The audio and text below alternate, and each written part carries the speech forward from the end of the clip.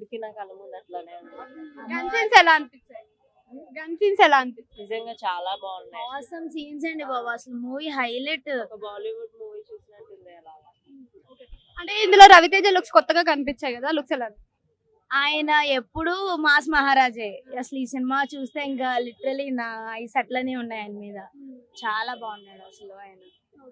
So ఇందులో మనకి ఒకటి అమ్మవారి సీన్ ఉంది కదా, సీన్ అప్పుడు ఎలా అనిపించింది? అదైతే థియేటర్ లోనే చూడండి, అదైతే చాలా చెప్పకూడదు. ఇట్స్ అది సస్పెన్స్. చూస్తేనే తెలుస్తుంది. చూస్తేనే చాలా మంచిగా సూపర్ అనిపిస్తుంది. సూపర్ సూపర్ మంచిది. బాగుంది.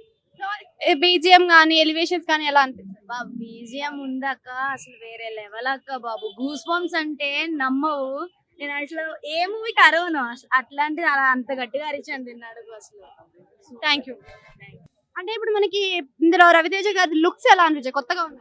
Full out and out action, మీకు ఏం నచ్చింది సినిమా? ఫుల్ యాక్షన్ బాగుంది. యాక్షన్ ఫస్ట్ ఎలివేషన్స్ అవి బాగా తీస్తారు. హైలైట్స్ ఏమున్నాయి?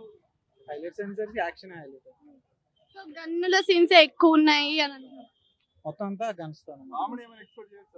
లేదన్న కామెడీ మైనర్ కామెడీ. లుక్ ఎలా బాగుంది. అనుపమ పరమేశ్వరన్ క్యారెక్టర్ ఎలా ఉంది? హీరోయిన్ చనిపోతుంది అంటున్నారు.